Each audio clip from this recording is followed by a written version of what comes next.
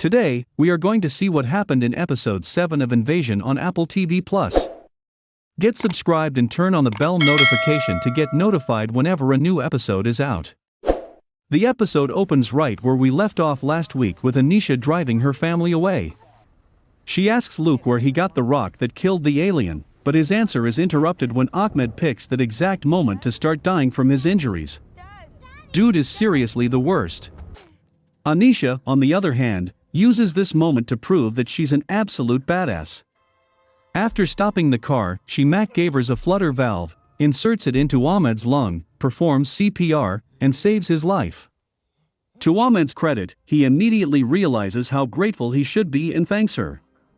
Later, Anisha's family finds an abandoned diner along with a much-needed respite from the horrors they've recently faced.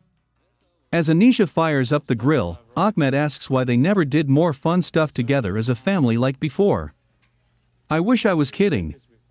Anisha points out that they did, but he was never there for it. Ugh. Ahmed replies that he's here now, UGH.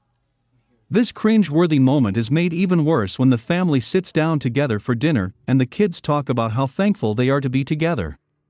As their family has its first genuinely happy moment that we've ever seen, the camera pulls back to show a Space Invaders arcade game. The next day, Anisha takes her family to a makeshift refugee camp so that Ahmed can receive proper medical attention. She ends up running into the doctor she worked with back in episode 5, David, which is both surprising and ridiculous. After the most awkward patient exchange ever, Anisha and the kids are led to their own private living area. Turns out the soldier in charge of the camp was in the town where she briefly worked as a doctor. He also remembers how awesome she was, thus affording her special treatment. After the soldier leaves, Luke asks his mom if she gave up on being a doctor because he was born. Anisha responds that she wanted to be his and Sarah's mom more than anything. While driving to a military base, Camp Travis, Trev comes across a dead alien along with a tanker truck whose driver is burnt to a crisp. He sees a family walking nearby and demands to know what happened. The father informs him that Camp Travis has been destroyed as well. He then asks Trev to join his family on their 200-mile walk to Kabul in the hopes of finding a plane out of the country. Trev instead offers to drive them. On the ride over, Trev gets ticked when the father allows his son to drink an entire bottle of water without rationing it. This leads to a discussion about how hope is like water, which leads to a discussion about how the man's children are equipped for this crisis because their homeland has always been part of an invasion. Neither sentiment is anywhere near as profound as the show seems to think.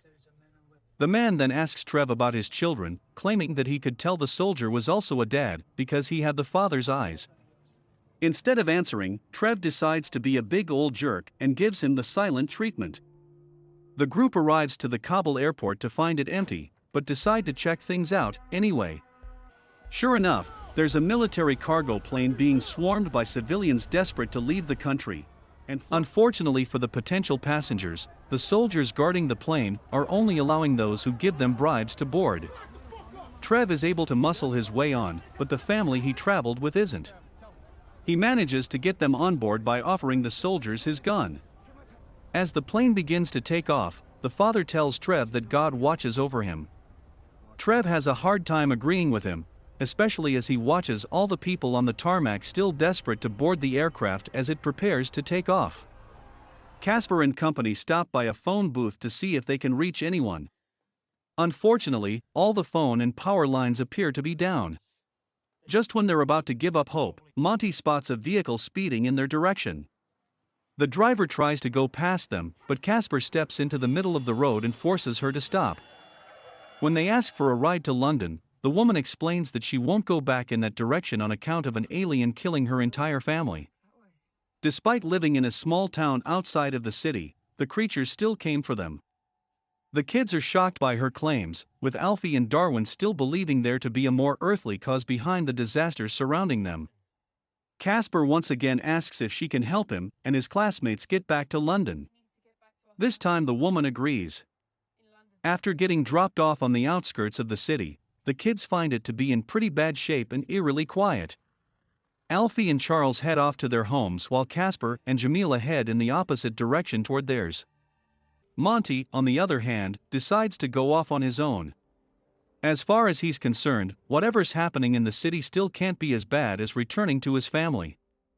Before going their separate ways, Monty gives Casper a genuine and heartfelt apology. Casper accepts, allowing for at least one good thing to come from the world falling apart around them. With that strangely touching goodbye out of the way, Casper and Jamila first head toward Casper's house. As they start to get close, Jamila tells him that she knows he's hiding something. After hesitating to reveal anything, Casper admits that his epileptic seizures now feel as though they're accompanied by a voice, hence the drawings he was able to make that we saw back in episode 4. For some reason this inspires Jamila to kiss Casper. Before their lips can meet, however, the pair hear an alien coming toward them and hide. Guess the aliens don't like painfully forced romantic moments either. As Casper and Jamila hold their breath in each other's hands, the creature hears gunfire in the distance and heads off to kill another random person. Mitsuki, Ikuro, Hinata's father, and Kaito, Mitsuki's friend, head toward a government satellite station with the equipment Mitsuki was allowed to steal from Jasa. Kaito doesn't believe they will discover any new information or that Hinata is still alive, but Ikuro and Mitsuki refuse to give up hope. Thanks to some online finagling, they're able to gain entry to the satellite station with relative ease. Mitsuki is also able to convince the crew inside that she's in charge via supreme self-confidence and sheer force of will. With that minor task out of the way, she commands them to pinpoint the source of the weird sound from the recording of Hinata's shuttle being destroyed. Once that's done, Mitsuki intends to find a way to send a message back.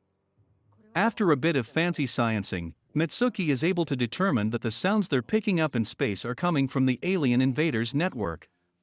The high volume of separate voices all happening at once also makes it likely that the network is some sort of hive mind.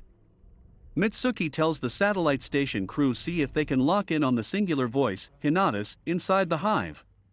It takes a few hours, but they finally manage to find the distress beacon that was emitted from Hinata's shuttle before it got destroyed.